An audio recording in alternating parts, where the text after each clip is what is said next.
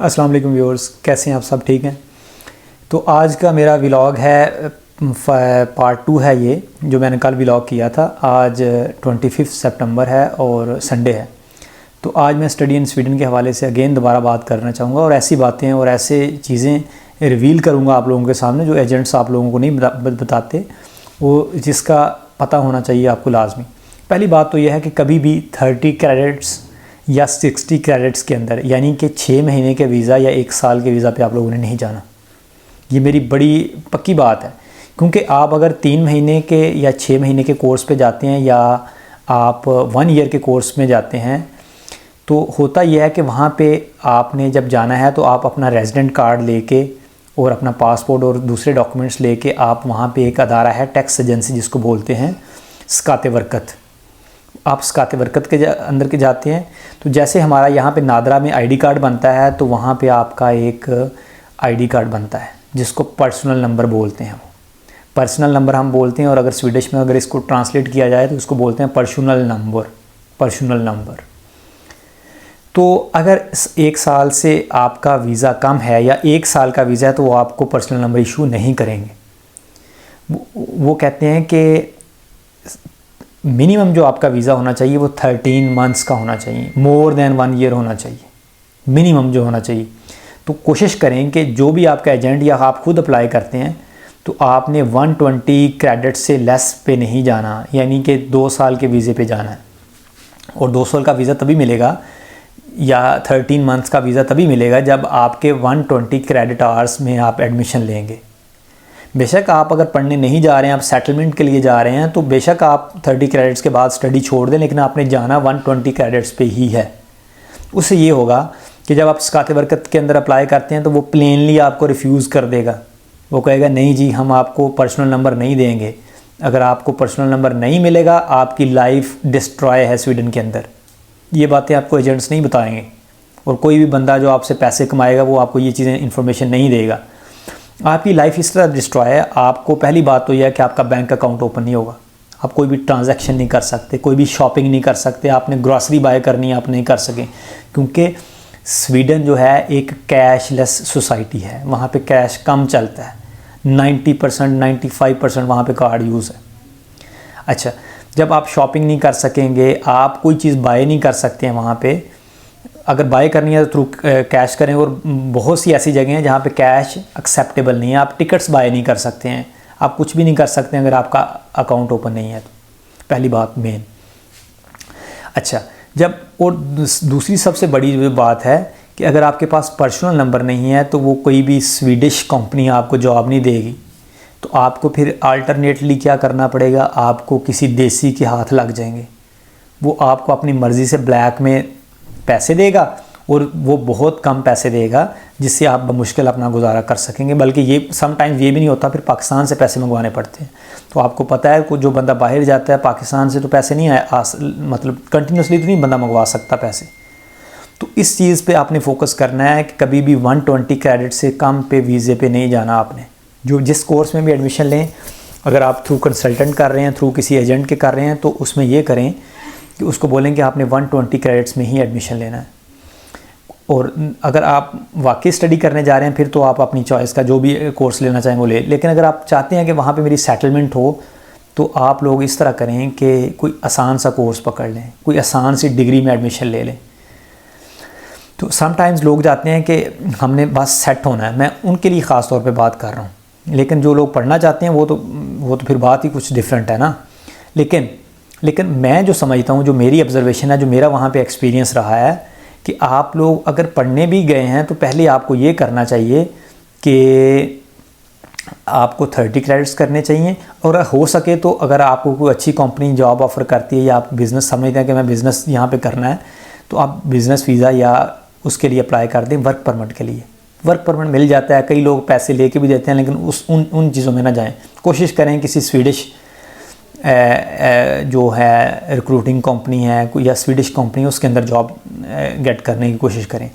Mostly Pakistani जो jobs करते हैं वो हैं बर्गर किंग के अंदर कर ली, या पिज़्ज़ा के लिए कर रही है, मैकडोनल्ड के अंदर बहुत से लोगों ने वर्क परमिट हासिल किए पाकिस्तान में। मेरे ख्याल में जो सबसे ज़्यादा वर्क परमिट स्वीडन के अंदर मिले हैं वो थ्रू मिले हैं मैकडोनल्ड। लेकिन उसमें भी आपने देखना पड़ता है कि आपको वो कितने % कॉन्ट्रैक्ट देता है। अगर तो 70% आपका कॉन्ट्रैक्ट है फिर तो आपका वर्क परमिट लग जाता है, लेकिन अगर आपको कॉन्ट्रैक्ट इससे कम मिलता है तो फिर वो आपके लिए मुश्किल होती है। फिर वो जो माइग्रेशन वर्कर है, जो माइग्रेशन एजेंसी है स्वीडन की, वो आपका केस एक्सेप्ट नहीं करती, फिर वो उस पर एतराज़ लगा के भेज देती है या फिर वो सीधा सीधा रिफ्यूज़ कर देते हैं। और एक और भी स्टेप करना है कि आपने कभी भी इलीगल नहीं होना वहाँ पे। अगर आपने एक दिन भी कुछ आवर्स भी स्पेंड करने हैं तो वो भी लीगल तरीके से स्पेंड करने हैं। अच्छा, कुछ लोग ये भी करते हैं कि उनको यूरोप की एंट्री चाहिए होती है, तो वो क्या करते हैं कि स्वीडन के अंदर एडमिशन लिया, वहाँ पे वीज़ा लगा तो जाके कोर्स भी रजिस्टर नहीं करते और वो अपनी फ़ीस रिफ़ंड भी डाल देते हैं। फ़ीस भी उनके अकाउंट में आ जाती है, वो यूरोप में भी पहुँच जाते हैं और जहाँ पे किसी रिलेटिव के पास जाना हो या जर्मनी या स्पेन, इटली, किसी भी कंट्री में के अंदर जाना हो तो वो आसानी से मूव कर सकते हैं। जो आपको यूटी कार्ड मिलता है, जो आपको एक यहाँ से एंट्री के लिए जो वीज़ा मिलता है, तो ये सारी बेसिक बातें हैं। इन चीज़ों का नॉलेज होना चाहिए, फिर आप अप्लाई कर सकते हैं। और सेकेंडली, आपने जब भी जाना है आपको उसके यूनिवर्सिटी की इन्फॉर्मेशन होनी चाहिए, उस सिटी की इन्फॉर्मेशन होनी चाहिए। कोशिश करें कि जो आपका एडमिशन जो हो ना, वो स्टॉकहोम जो कैपिटल है स्वीडन का, उसके आसपास कहीं हो। तो उपसाला एक सिटी है, उसका मेरा ख्याल है कुछ 60 किलोमीटर का डिस्टेंस है स्वीडन से नहीं, स्टॉकहोम से। तो आप उसके अंदर भी अप्लाई कर सकते हैं। और भी काफ़ी इंस्टीट्यूट्स हैं और भी काफ़ी अदारे हैं जो स्टॉकहोम के पास हैं, क्योंकि आपको पता है कि कैपिटल के अंदर अपॉर्चुनिटीज़ ज़्यादा होती हैं। तो कोशिश करें कि कैपिटल के जो पास है, लोग वैखो के अंदर भी जाते हैं, लिनियास में, वहाँ पे एडमिशन गेट करना कदर आसान है। वैखो जो है ग्रीनेस्ट सिटी ऑफ यूरोप है, वहाँ पे ग्रीनरी तो पूरे स्वीडन के अंदर बहुत ज़्यादा, लेकिन यहाँ पे भी ज़्यादा है। तो कोशिश करें ये जो आपके नॉर्दर्न एरियाज़ हैं स्वीडन के, जो नॉर्थ है, लाइक उसके अंदर न्यू सिटी आता है, सुनसवाल आता है, या और शलेफ्तियो आता है, या और सिटीज़ आते हैं, कोशिश करें उसके अंदर एडमिशन्स ना लें, क्योंकि वहाँ पे अपॉर्चुनिटीज़ कम है। तो वहाँ पे जॉब्स अपॉर्चुनिटीज़ कम है, वहाँ पे आपको जॉब गेट करना मुश्किल हो जाएगा। दूसरी जॉब वहाँ पे जो बेसिक होती है, आपने वो करनी होती है, फदूरा की होती है। जैसे हमारे यहाँ पे फूड पांडा है ना, वहाँ पे फदूरा होती है। वो गाड़ियों पे या पिज़्ज़ा डिलीवरी करते हैं या बाइक्स पे तो वहाँ पे इतना पॉसिबल नहीं है, इतना ट्रेंड नहीं है। समर की जॉब्स हो सकती है बाइक्स पे, लेकिन इस पे नहीं हो सकती।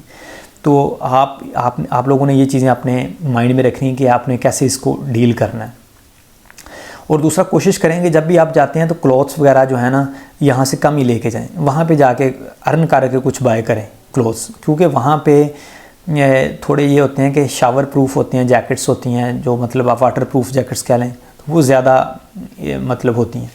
दूसरा, जो यॉन शॉपिंग यूनिवर्सिटी के मैं बात कर रहा था लास्ट वाले व्लॉग के अंदर, तो वहाँ पे जो आपके कोऑर्डिनेटर हैं वो इंडियन और पाकिस्तानी हैं, तो वो थोड़ा सा आपको तंग करते हैं। वो कहते हैं कि आप अपनी डिग्री पूरी करें। तो लेकिन यॉन शॉपिंग जो है वो लॉजिस्टिक हब है स्वीडन का। यानी यॉन शॉपिंग को उन्होंने इस तरह बनाया है कि जो योतेबरी है, जो गोतनबर्ग जिसको बोलते हैं, जिसके एयरपोर्ट पे आपने जाके उतरना है, तो योतेबरी से जो डिस्टेंस है वो है यॉन शॉपिंग का, वो 100-120 किलोमीटर है। तो जो यॉन शॉपिंग का डिस्टेंस है ओस्लो से, नॉर्वे से, वो भी सेम है। स्टॉकहोम जो स्वीडन का कैपिटल है उससे भी सेम है। और डेनमार्क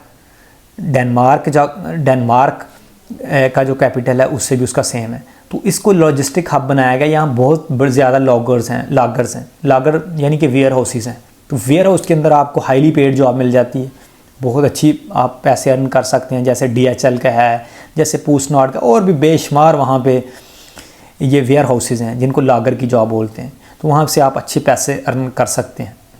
मतलब स्टूडेंट्स के लिए बड़ी अच्छी अपॉर्चुनिटी है।